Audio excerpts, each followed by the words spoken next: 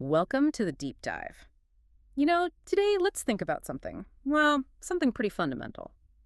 What if real peace, genuine freedom, isn't about getting more stuff, but about letting go, like a radical kind of detachment?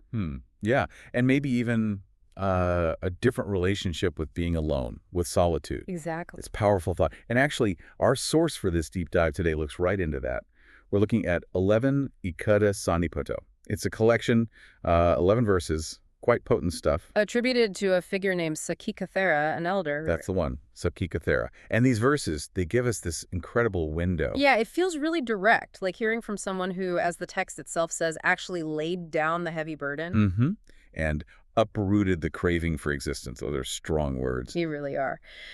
So our mission today, our deep dive, is to unpack these insights. They're short verses, but wow, there's a lot in there. Definitely. We want to trace his journey, Saṃkicca Thera's path. Hmm. Where did he choose to be? What did he see there? Right, those surprising observations, and then get to that state he describes, that complete inner peace. We'll hear what it means to be one who has done his duty, as it puts it. And free from defilements. Okay, let's dive in. Great. So the verses, they start by giving us this really vivid sense of his environment, where he chose to be. It seems he had this deep preference for solitude, way out in nature. He talks about forests, caves, caverns. Yeah, exactly. He mentions delighting in forests, caves, and caverns, even places with clear water, vast rocks, frequented by wild goats. You get a real picture. Places may be covered in moss, he says. That's what delighted him. That's right. It really paints a picture of deep immersion. It feels like more than just, getting away from noise, this deep dive into wild, solitary places. What does that tell us about the kind of peace he was looking for? Well, was it just about fewer distractions? Or maybe something more? That's what I'm wondering. I think that's where the real insight is. It doesn't seem like just an escape, It feels more like an active cultivation. He uses this analogy, actually. He compares this seclusion to how wind clears the clouds, especially during the rainy season. Okay. So the solitude itself does something. It's a catalyst. Exactly. It helps his perceptions become clear. It aligns with this idea of mindfulness connected with solitude. It's deliberate. He's using the quiet, the nature, to really sharpen his awareness. And that awareness, it leads him to find insights in some really unexpected places. Right. That's one of the most striking parts. The text mentions him generating mindfulness from, what was it? Seeing something born from an egg, dwelling in a charnel ground. Yeah. I mean, that's a stark image. Pretty unsettling, really. It really is. What does that tell us about his state of mind, that he could find insight there? Well, it shows his peace wasn't fragile. It wasn't dependent on only seeing pleasant things. Right. What's really profound is how his deep awareness allowed even that kind of observation, something uncomfortable, maybe even repugnant to some, to trigger insight. Insight into what, specifically? It leads him towards what the text calls viraga, deep dispassion, especially regarding the body, the physical form, and how temporary it all is. So true detachment isn't about looking away from the tough stuff. Quite the opposite, it seems. It's about looking right at it, letting those difficult realities reveal deeper truths about existence, freeing yourself from attachment because you see clearly. That's incredibly radical, seeing things as they are no matter how hard to find freedom. And following this path seems to lead him to this really remarkable statement about nonviolence, he says. Something like, such ignoble thought filled with hatred I do not know. Precisely. That line is powerful. It suggests a complete absence of ill will. It's not just not acting on hatred, but the thought itself isn't there. Exactly. He's reached a point where the mind just doesn't generate those kinds of defiled thoughts anymore.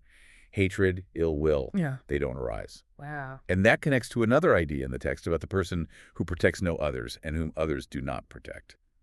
That sounds maybe harsh at first, but how does that link to peace? the idea is that this person is truly at peace because they are free from craving for sensual pleasures. There's this profound independence, no need for external validation, no clinging to relationships for security in that way. It's deep internal self-sufficiency, serenity. Okay, I see. It's a different kind of relationship with the world, which brings us to sort of the culmination, doesn't it? The big declaration. Yes, the heavy burden has been laid down. The craving for existence has been uprooted. Okay, let's unpack that. Heavy burden. What exactly is that burden he's laid down? Is it physical work or... It's generally understood as much more than physical. It's the mental, the emotional weight, our attachments, desires, fears, all the things that bind us to suffering, that whole load. Got it. And uprooting the craving for existence. That sounds fundamental. It is. It means cutting off the very root cause of rebirth, of the cycle of suffering itself.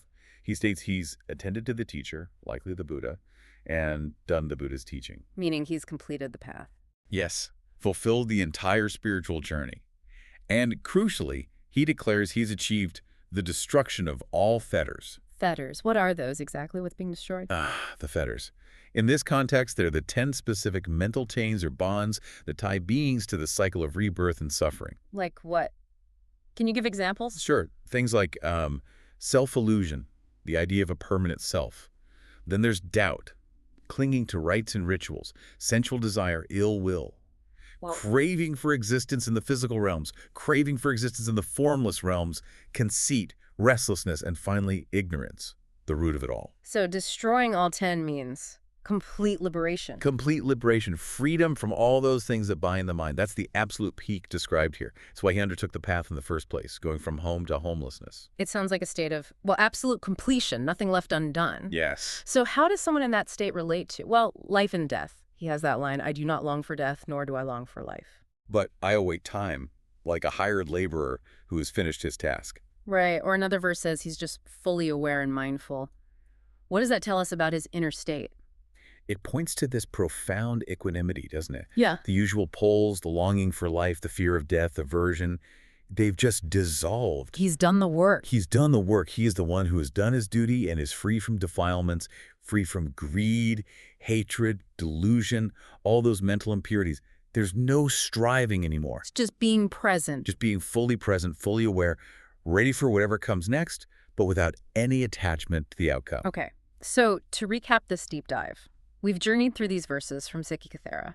We saw him choose deep seclusion forests, caves. Right, those wild places, frequented by wild goats. And how that quiet, that immersion wasn't just passive, but actively helped him gain insight. And we saw how insight could come from anywhere, even stark observations, like from a charnel ground. Leading to this deep dispassion, this viraga, freeing him from clinging, especially to the physical body. And then that remarkable statement of non-harm, not even having thoughts of hatred arise. Which all culminated in his declaration of having achieved the ultimate goal, laying down that heavy burden. Uprooting the craving for existence. And destroying all those fetters, those 10 bonds, complete liberation. Yeah.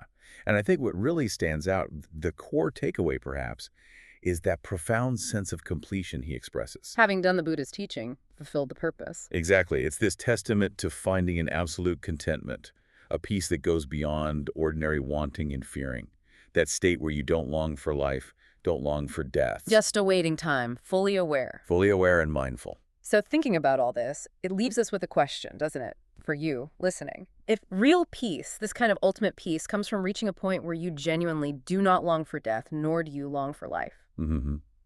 And being free from needing to protect or be protected in that sense of attachment. What might that kind of radical independence from craving, from external things, what could that look like in your life? Yeah, maybe not necessarily in a cave, but in principle. Right. How could embracing a deeper awareness, maybe even finding insight in difficult or unexpected moments, how might that help you personally to lay down some of your own perceived burdens? And maybe approach whatever comes next with a bit more equanimity, more freedom, something to think about.